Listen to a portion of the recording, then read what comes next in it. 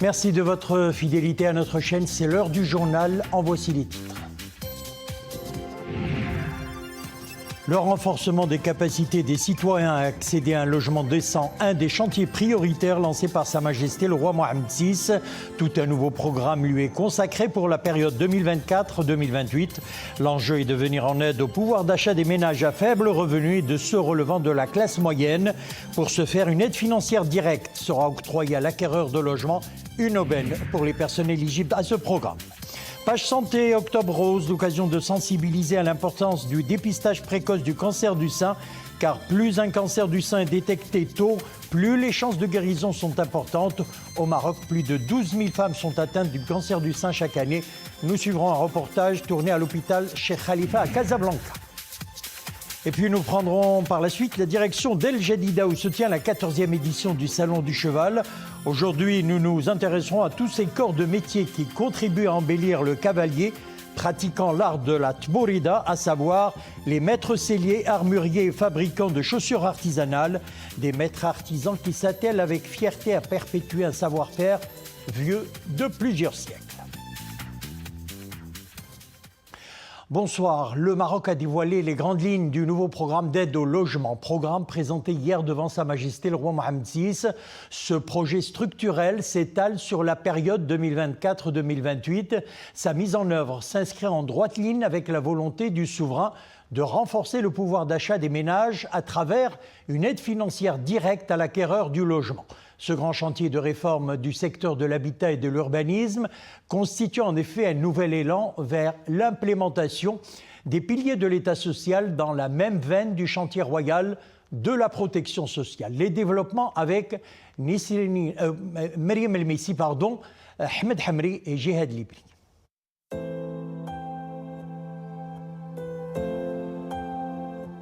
Pièce maîtresse de l'inclusion sociale, l'accès à la propriété se réédifie au Maroc. Des aides directes sont promises aux futurs acquéreurs, de quoi rendre plus abordable la facture de logement pour les classes sociales à faible revenu et la classe moyenne. Un chantier royal hautement stratégique qui suscite d'ores et déjà l'enthousiasme des professionnels du secteur.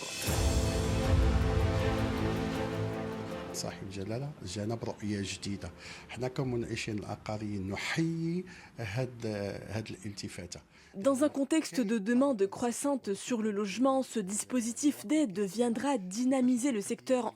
En tant que promoteur immobilier, nous ne pouvons que saluer cette initiative royale. Nous nous engageons pour mener à bien ce chantier. Ce programme viendra compléter et accélérer l'achèvement de ses précédents, notamment celui de Ville sans bidonville. Les aides étaient alors destinées aux promoteurs immobiliers, d'où la particularité de ce nouveau programme qui fait profiter les acquéreurs d'aides directes. Les architectes adhèrent à ce chantier qui ouvre la voie à l'innovation pour mettre sur plan des designs novateurs adaptés aux différentes spécificités techniques et architecturales. Les nouveaux mécanismes d'aide au logement se précisent. Un dispositif qui consacre davantage le principe de l'État social, conforté en cela par un large spectre d'actions et de réformes structurelles. Autre palier de notre modèle sociétal, la généralisation des allocations familiales. Prévue en fin d'année, l'opérationnalisation du programme d'aide sociale directe s'étendra aux franges nécessiteuses de la société. Ces multiples programmes consacrent l'intérêt porté aux franges sociales nécessiteuses. À l'origine de ces chantiers titanesques, une volonté royale éclairée qui a fixé le cap de l'édification de l'État social, avec l'objectif de faire de la dignité du citoyen la base de politiques publiques plus équitables et inclusives.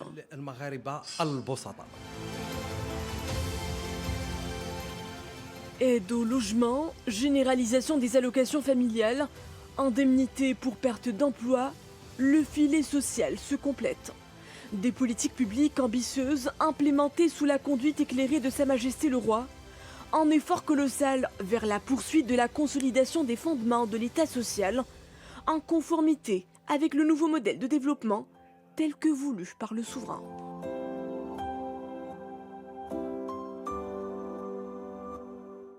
Notre invité du journal ce soir, Mustapha Al-Jay, économiste et professeur universitaire à la faculté des sciences économiques à Ain Sebaa à Casablanca.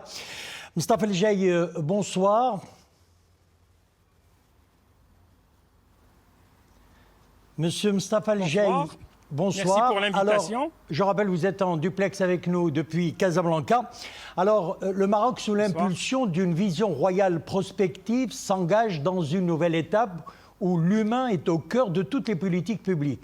Alors, nous venons de le voir, pas plus tard qu'hier, Sa Majesté le Roi a lancé tout un programme ambitieux d'aide financière directe pour faciliter l'accès au logement. Programme qui cible les classes sociales à faible revenu, mais aussi la classe moyenne. Alors le Maroc entame ainsi une nouvelle approche économique pour la question de l'habitat. Une approche basée sur la demande. Alors, c'est Mustapha Al-Jay, qu'est-ce qui justifie cette nouvelle approche dans le contexte actuel ?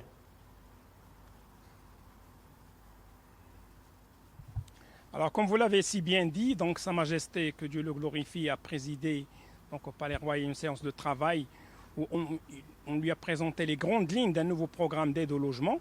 Ce programme, comme vous le savez, il favorise la demande, c'est-à-dire qu'on a changé de paradigme. Au lieu d'encourager et de donner des exonérations fiscales comme auparavant aux promoteurs, ça a donné quand même des bons résultats. On est arrivé quand même à construire plus de 1 million de logements en résorption de bidonvilles. Et pour un petit peu donner ou impulser une nouvelle dynamique au secteur de l'immobilier qui a un petit peu souffert, comme vous le savez, suite aux derniers événements, il y a eu le Covid, baisse de revenus, il y a eu un tassement, il y a un stock quand même important. Maintenant, l'aide est plus ciblée et plus pertinente. Elle est adressée directement à l'acquéreur et surtout à la population à revenus ou faibles revenus, puisque l'aide peut aller jusqu'à un tiers, c'est quand même très important. Cette aide, comme vous l'avez vu, peut aller jusqu'à 100 000 dirhams pour les logements dont le prix de vente est inférieur ou égal à 300 000 dirhams. Et cette même aide s'adresse également à une classe moyenne qui peut prétendre à un logement qui varie de 300 000 à 700 000 dirhams et elle peut bénéficier jusqu'à 70 000 dirhams. Donc les aides sont même consistantes, directes, et ces aides, comme vous l'avez dit, vont impulser la demande et vont encourager aussi bien les populations à faible revenu que la classe moyenne à accéder au logement, et cela va créer une nouvelle dynamique de tout l'écosystème de l'immobilier. On en parlera tout à l'heure, puisque comme on dit, quand le bâtiment va, tout va, et on aura l'occasion de revenir sur tous les écosystèmes, à savoir le ciment, l'acier et toute l'industrie, avec tout ce qui est création d'emplois, tout ce qui est... Il ne faut pas oublier que le secteur de l'immobilier... On parlera des retombées économiques. Justement, c'est ma question, c'est Mustapha Al-Jay. Alors, quel impact aura ce nouveau programme d'aide au logement sur la population cible, à la fois des Marocains d'ici d'ailleurs, mais aussi quelles seront ses retombées sur l'économie nationale?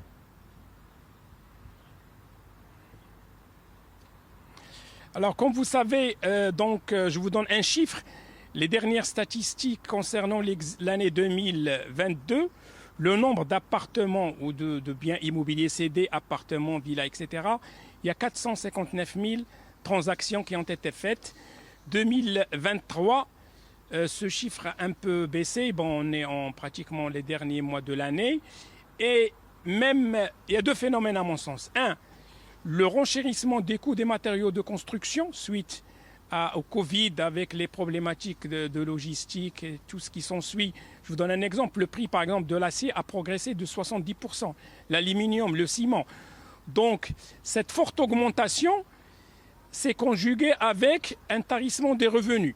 Et donc, la population qui avait l'habitude d'acquérir un logement a été un petit peu en attentisme. Ajoutez à cela le renchérissement du coût d'accès, c'est-à-dire le coût de financement des crédits. Il ne faut pas oublier qu'on a augmenté à 3 reprises le taux directeur du secteur bancaire et les crédits immobiliers ont augmenté, voire même les conditions d'accès à ces crédits immobiliers auprès du système bancaire se sont un petit peu durcies. C'est ce qui expliquait ce marasme, si vous voulez, que beaucoup de promoteurs, la fédération, la FNBI l'avaient dit. Donc, cette vision royale va impulser ce secteur, va encourager d'abord la résorption du stock existant et va lancer une nouvelle dynamique pour les chantiers à venir. Et comme on va peut-être le voir par la suite, il y aura donc 12 agences régionales qui vont accompagner cette dynamique et avoir des spécificités pour chaque région, aussi bien pour l'urbain que pour le monde rural. Et nous avons vu ce qui s'est passé dans les tristes événements de tremblement de terre, qu'il y a des grands chantiers que le Maroc doit aborder, notamment dans ces régions un petit peu reculées. On a vu ce qui se passe malheureusement dans la région de l'Haouz et tous les chantiers que Sa Majesté a demandé qu'on ouvre pour permettre à toute cette population fragile d'accéder à un logement digne. Alors, dans les faits, pour mettre en œuvre ce genre de programme, j'imagine qu'il va falloir en amont recenser les personnes éligibles. Alors, comment se prépare une telle opération d'envergure ?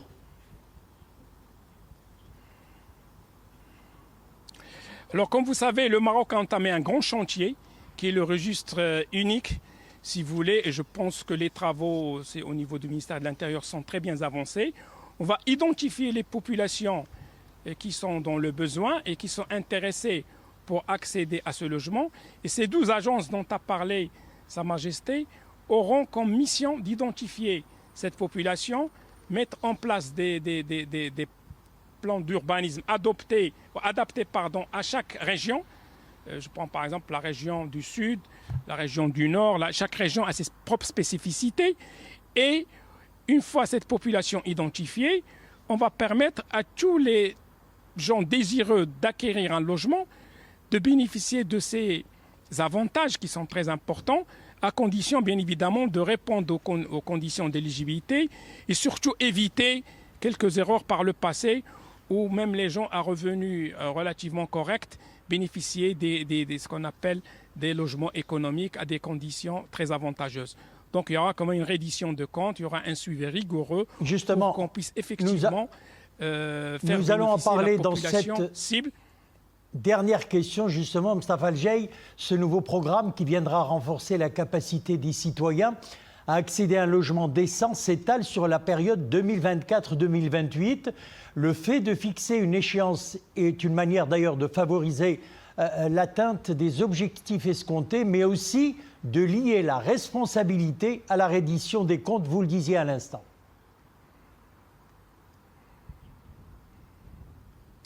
Tout à fait. Donc, le plan, comme vous l'avez vu, s'étale sur 4 ans, 2024-2028. D'abord, il faut faire des bilans d'étape, à mon avis.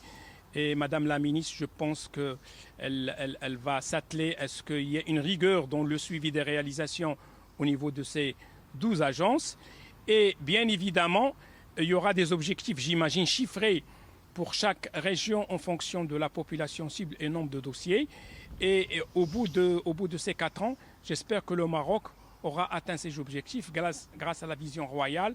Et je suis persuadé qu'il y aura un coup de fouet pour ce secteur de l'immobilier qui, comme je vous l'ai dit dans mon préambule, quand le bâtiment va tout va, le secteur de ciment, le secteur de l'acier, les matériaux de construction, surtout la création d'emplois. Il ne faut pas oublier qu'on a quand même beaucoup de jeunes au chômage et qui ont besoin d'emploi. Il y aura également, à mon sens, une forte croissance économique dans ce secteur, puisque ça fait 2 ans ou 3 ans que les promoteurs attendent ce nouveau programme, puisque, comme vous le savez, l'ancien programme du logement économique a atteint, je pense, son échéance il y a déjà en 2022. Et les promoteurs, surtout les moyens, et même les petits promoteurs, pourquoi pas, étaient en attente pour accompagner cette vision royale et cette nouvelle dynamique. Monsieur Moustapha El Jay, merci d'avoir été notre invité ce soir du journal. Je rappelle que vous êtes économiste et professeur universitaire à la faculté des sciences économiques à Ain Sebaa à Casablanca. Merci. Le Royaume du Maroc condamne fermement le bombardement par les forces israéliennes de l'hôpital El-Ma'madani dans la bande de Rza qui a fait des centaines de morts et de blessés, indique le ministère des Affaires étrangères, de la coopération africaine et des Marocains résidant à l'étranger. Le Royaume du Maroc réitère son appel à ce que les civils soient protégés par toutes les parties et qu'ils ne soient pas pris pour cible, précise le ministère dans un communiqué. Et le ministère d'ajouter que le Royaume du Maroc, dont le souverain Sa Majesté le roi Mohammed VI préside le comité El-Quds, souligne l'urgence de fédérer les efforts de la communauté internationale pour mettre fin au plus vite aux hostilités, respecter le droit international humanitaire et œuvrer pour éviter que la région ne sombre dans une nouvelle escalade et de nouvelles tensions. Et justement, effroyable bilan suite à cette frappe de l'armée israélienne sur l'hôpital de la bande de Gaza. Le bilan serait de 500 morts selon des responsables palestiniens. Des dizaines de personnes, dont des femmes et des enfants, sont dans un état critique. La situation dans le territoire devient incontrôlable, a lancé le patron de l'Organisation mondiale de la santé. Israël a d'ailleurs annoncé ce mercredi autoriser l'entrée d'aide humanitaire dans la bande de Gaza depuis l'Égypte, après la visite qu'effectue depuis aujourd'hui en Israël le président américain Joe Biden. Le secrétaire général de l'ONU, Antonio Guterres, a appelé un cessez-le-feu humanitaire immédiat. L'eau et la nourriture, manquent pour les presque 2,5 millions d'habitants de la bande de Gaza, privés aussi d'électricité après le siège imposé par Israël depuis le 9 octobre. Page santé à présent. Le mois d'octobre est dédié à la prévention, à la lutte contre le cancer du sein, mais aussi à la sensibilisation à cette maladie. Chaque année au Maroc, plus de 12 000 femmes sont atteintes d'un cancer du sein, souvent asymptomatique. La maladie est diagnostiquée par un radiologue à l'aide d'examens non invasifs permettant de détecter très précocement la maladie et de la traiter dans 90% des cas. Chaque année, au mois d'octobre et dans les 4 coins du monde, toutes les femmes sont invitées à se faire dépister pour se maintenir en bonne santé. Jihad Libri, Zien et Maria Awed. Après une observation clinique des seins et une palpation, votre médecin généraliste pourra vous orienter vers un spécialiste pour la réalisation d'examens complémentaires, parmi lesquels l'échographie pour les femmes de moins de 30 ans et la mammographie qui permet d'obtenir des images en 3D de la glande mammaire. Pratique, rapide et non invasif, les clichés permettent de diagnostiquer de toutes petites tumeurs pas encore palpables à un stade précoce. Un gain de temps non négligeable pour un traitement de référence au cas par cas.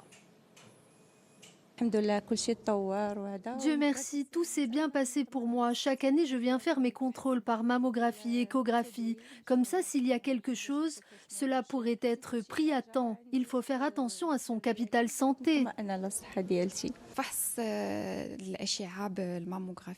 L'échographie mammaire est un examen complémentaire à la mammographie. Elle permet de qualifier la lésion observée pour préciser le diagnostic. Nous savons aujourd'hui à quel point le dépistage est important et salvateur. Le mois d'octobre est consacré à cette cause et il invite les femmes du monde entier à venir se faire dépister gratuitement. Si la chirurgie, la chimiothérapie et la radiothérapie sont les traitements de référence du cancer du sein, l'arsenal thérapeutique à visée curative est pris en compte en fonction de la taille de la tumeur, de son ADN et de son envahissement ganglionnaire. À titre d'exemple, une tumeur de moins de 1 cm présente un taux de survie de 90% à 10 ans. Dès qu'une femme ressent quelque chose d'inhabituel dans son sein, elle doit venir faire des examens complémentaires. Car vous savez, un cancer détecté à ses débuts est un cancer que l'on soigne à près de 100%, sans aucun impact sur le pronostic vital. Voilà pourquoi il faut absolument faire ces contrôles régulièrement. Plus qu'un symbole de lutte contre le cancer du sein, le petit ruban rose que l'on voit arboré partout en octobre est l'allégorie d'une campagne de sensibilisation en faveur des femmes. Prévenir plutôt que guérir, surtout lorsque l'on sait qu'une femme sur 8 sera atteinte d'un cancer du sein au cours de sa vie. Voilà, à présent, on se met en selle et on va à El Jadida qui vit toujours au rythme de la 14e édition du Salon du Cheval. Au programme activités ludiques, culturelles, artistiques, sportives et récréatives, ainsi que plusieurs compétitions, dont le Grand Prix de Sa Majesté le Roi Mohammed VI de Tabourida, dont le coup d'envoi des phases finales de cette 6e édition a été donné au parc d'exposition Mohammed VI d'El Jadida. Aujourd'hui, nous nous intéresserons à tous ces métiers qui gravitent autour de l'art traditionnel de la Tabourida, à savoir les maîtres selliers, armuriers et fabricants de chaussures artisanales, Autant d'artisans qui tentent de préserver jalousement un savoir-faire vieux de plusieurs siècles. Le reportage Mohamed Touanina, Leila Asri, Zakaria Moqimbillah. Ils captent l'attention par leur habileté, leur maniement des armes et leurs prestations de haute volée. Ces cavaliers de Sorba issus de différentes régions du royaume dévoilent aussi par leur tenue d'appareil et leurs accessoires la richesse de l'artisanat marocain. Et voici une de ces facettes, la confection de selles traditionnelles. Cet accessoire indispensable aux cavaliers est conçu avec beaucoup de soin et de créativité. Ces finitions frôlent la perfection. Elles sont embellies de broderies manuelles, un travail d'orfèvre qui demande beaucoup de patience. La selle comprend près de 42 pièces. Il faut 17 artisans pour les confectionner. La selle embellit le cheval. Les couleurs utilisées doivent être uniformes, excepté pour le Moqaddem de la Sorba, qui se tient au milieu et dont la couleur de selle est différente. Certains de ces produits sont ornés de broderies faciles faites à la main, dont le travail diffère en fonction des motifs.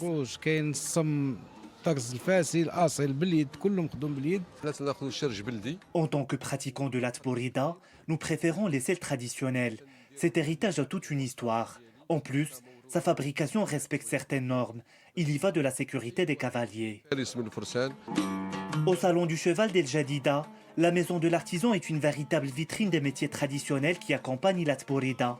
Parmi ces métiers, le tissage de vêtements traditionnels, la fabrication de fusils et la confection de chaussures en cuir pour les cavaliers.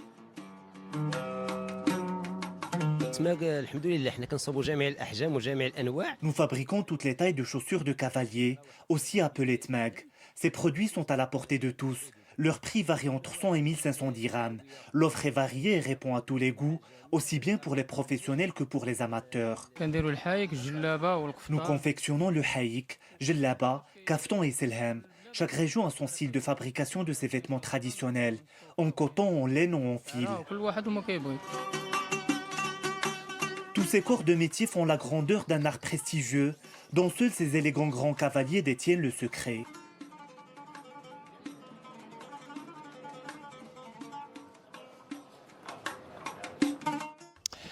Mondial 2030 à présent, le Maroc, le Portugal et l'Espagne s'attellent à la préparation de leur candidature. Les présidents des fédérations du Maroc, du Portugal et de l'Espagne se sont réunis ce matin à Lisbonne. Fernando Gomes, Fédération portugaise de football, Fawzi El Kja, président de la Fédération royale marocaine de football, et Pedro Rocha, président de la Fédération royale espagnole de football, devront présenter le 28 octobre de ce mois donc la lettre d'intention à l'organisation de la Coupe du Monde, remplissant ainsi l'une des exigences du processus de candidature. Il s'agira, selon la Fédération royale marocaine de football, de la première étape formelle vers la candidature commune et démontrera l'engagement du Maroc, du Portugal et de l'Espagne à organiser une Coupe du Monde réussie. Alors ce moment solennel aura lieu d'ailleurs, je vous le signale, à Rabat et sera suivi d'une conférence de presse à laquelle participeront les présidents des 3 fédérations, précise la Fédération royale marocaine de football. Sport toujours, Cannes 2023 à présent. Les Lions de l'Atlas se sont imposés largement face au Libéria 3-0. Match disputé hier soir au Grand Stade Gadir, une mise à jour de la 4e et dernière journée Poule K des éliminateurs de la Coupe d'Afrique des Nations 2023. Les buts ont été signés Amin Harit à la 47e minute, Ayoub El Kaabi 59e minute sur penalty et Adli à la 89e minute. À la faveur de cette victoire, le Maroc termine en tête de son groupe avec 9 points devant l'Afrique du Sud, deuxième 7 points, et le Libéria, troisième avec 1 point. À la faveur de cette victoire, le Maroc termine en tête de son groupe avec 9 points devant l'Afrique du Sud et le Libéria. Évoquant la difficulté d'affronter les équipes africaines, Walid El-Regragui a insisté sur la nécessité de rectifier certaines erreurs et devrait améliorer le niveau de jeu. La sélection marocaine avait décroché, rappelons-le, officiellement en mars dernier son billet pour la phase finale de la CAN 2023 en Côte d'Ivoire, où elle a été logée dans le groupe F avec la République démocratique du Congo, la Tanzanie et la Zambie. Cette alerte météo à présent pour refermer ce journal, de fortes pluies et de fortes rafales de vent avec chasse poussière sont prévues à partir de demain et d'aujourd'hui jusqu'à demain dans plusieurs provinces du royaume. C'est ce qu'annonce la direction générale de la météorologie. Les provinces de l'Araish, Fars, Anjara, Tanger, Asila, Tétouan, Dirkfne, Darkwazen et Chefchaouen ont connu de fortes pluies, connaîtront de fortes pluies, 30 à 45 mm dès ce soir, 18h à vendredi 3h. De fortes rafales de vent avec chasse poussière 80-95 km/h sont attendues également à partir de 23h dans les provinces de Tétouan, Dirk Fnedaq, Fars Anjara, Larache, Tanger, Asila, Chefchaouen et El Hussima. Et puis de fortes rafales de vent avec chasse poussière 70 à 75 km/h sont également attendues jusqu'à 23h ce soir dans les provinces de Kenitra, Sidi Slimane, Sidi Qassem, El Jadida, Casablanca, Berchid. Vous le voyez sur votre écran, Khmisset, Nadour, Sfro, Taounet, Meknes et Khnifra. Voilà, c'est la fin de notre édition. Merci de l'avoir suivi. Le retour de l'info sur le Oula, c'est à 20h30. Excellente soirée.